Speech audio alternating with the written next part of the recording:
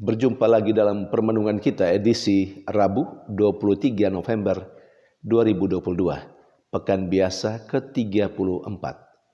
Bacaan-bacaan liturgi hari ini, bacaan yang pertama dari kitab Wahyu bab 15 ayat 1 sampai 4 dan bacaan Injil dari Injil Lukas bab 21 ayat 12 sampai 19. Yesus dalam bacaan Injil hari ini menubuatkan tentang penderitaan, kesengsaraan, bahkan kematian yang akan dialami oleh para pengikutnya. Mereka akan mengalami penderitaan, kesulitan, bahkan kematian.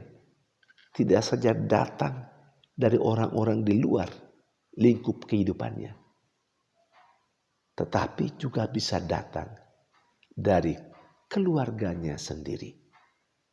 Mereka akan diserahkan dan akan dibunuh oleh anggota keluarganya sendiri. Saudari dan saudara yang terkasih.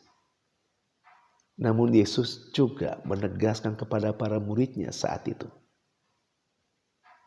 bahwa momen penderitaan, momen di mana mereka mengalami penganiayaan, bahkan pembunuhan, itu menjadi saat momen di mana mereka memberi kesaksian. Dan soal kesaksian itu, Yesus juga meneguhkan para muridnya. Tidak usah berpikir bagaimana pembelaan, karena Bapa yang akan berbicara. Dan siapa yang bertahan akan memperoleh hidup yang kekal. Saudari dan saudara yang terkasih, memang kesulitan dan penderitaan, bahkan kematian, banyak kali mau dihindari. Orang lebih cari hidup yang nyaman.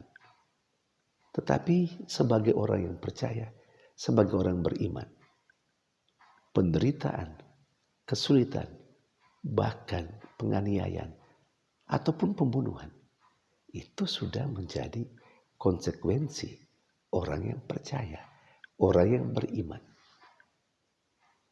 Tidak mesti dihindari.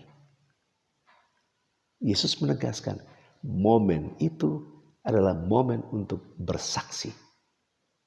Dan kata lain Yesus mau menegaskan sisi positif dari situasi yang kelihatan tidak enak. Dari situasi penderitaan, penganiayaan, bahkan pembunuhan. Ada nilai positifnya, yakni momen untuk bersaksi. Saudari dan saudara terkasih, apa yang dinubuatkan tentang penderitaan para muridnya, penganiayaan, bahkan pembunuhan, yang dinubuatkan Yesus dahulu kala, 2000 tahun yang lalu, saya kira sampai saat ini juga kita alami. Tentu dalam wujud yang lebih ringan, yang lebih smooth, lebih halus. Tetapi ada. Itu kita harus akui. Tetap ada. Kiranya apa yang dinasihatkan atau dinubuatkan oleh Yesus kepada para muridnya dahulu kala menjadi kekuatan bagi kita. Momen seperti itu tidak mesti membuat kita loyo, takut, cemas. Tetapi momen itu harus kita jadikan sebagai saat di mana kita bersaksi tentang iman kita, tentang Yesus yang kita imani, tentang kehidupan kekatolikan kita. Apakah saudara dan saya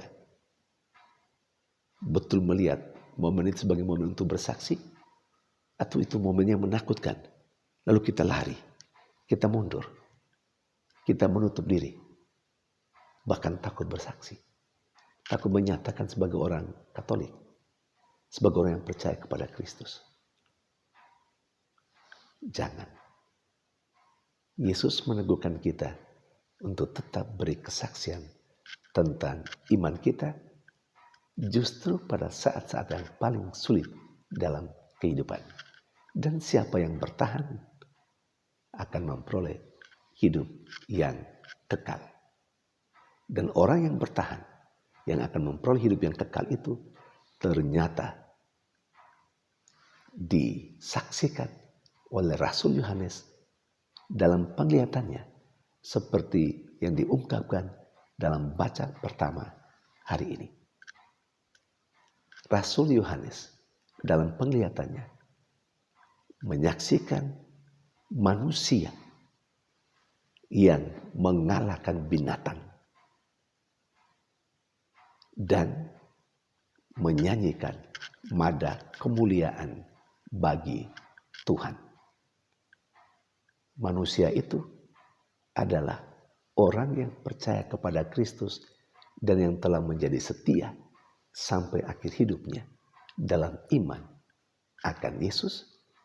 Orang yang setia memberi kesaksian juga termasuk pada saat yang paling sulit dalam kehidupannya. Bahkan pada saat mereka mengalami penderitaan, penganiayaan, bahkan pembunuhan. Mereka itulah yang mengalahkan binatang itu dan memperoleh kehidupan yang abadi. Saudari dan saudara yang terkasih, mari kita gunakan setiap kesempatan yang baik, yang enak, yang menggembirakan, juga yang pahit. Kesempatan kita bersaksi. Mari kita berjuang mempertahankan iman kita. Dan saat-saat tertentu, momen-momen tertentu, kita tunjukkan bahwa kita memiliki iman akan Kristus Tuhan. Jangan pernah takut untuk beri kesaksian tentang iman, sekalipun ada ancaman, bahkan ancaman nyawa kita sendiri. Tetapi jangan pernah takut. Tuhan dalam pengajarannya mengatakan bahwa tak akan sehelai rambut kepala pun yang akan hilang tanpa kehendak Tuhan sendiri. Inilah yang menguatkan kita dalam menjalani hidup sebagai orang beriman hari ini dan hari-hari yang akan datang. Tuhan memberkati.